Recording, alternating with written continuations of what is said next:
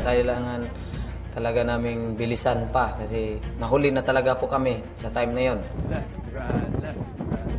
I was one of the reasons why we fell behind on time. I couldn't get over that wall.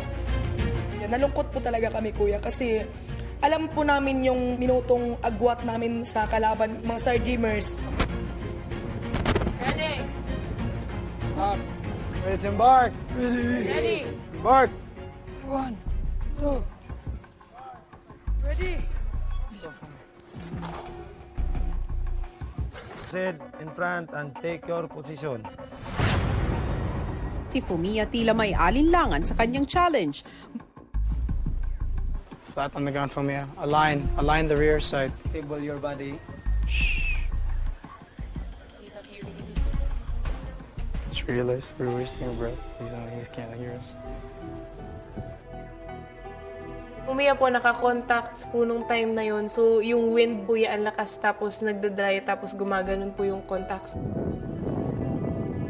When go there, so nervous.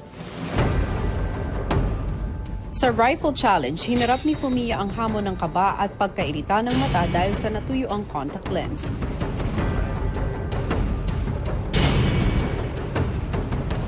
And when firing a rifle, you need to keep your eyes wide open most of the time.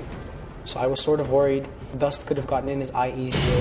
The eye irritates a lot pag may contact lens. Just pull the trigger. So nervous. Pero I get the gun. My nervous is already gone. Si Fumiya naman po kasi calm naman talaga. Parang tinanong pa namin, if you want us to cheer, ganun-ganun. Sabi niya, no, it's okay, I'm gonna do it.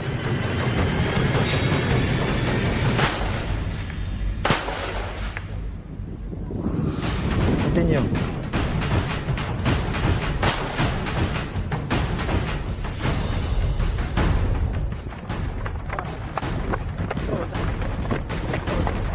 Ako pumunat. Kim!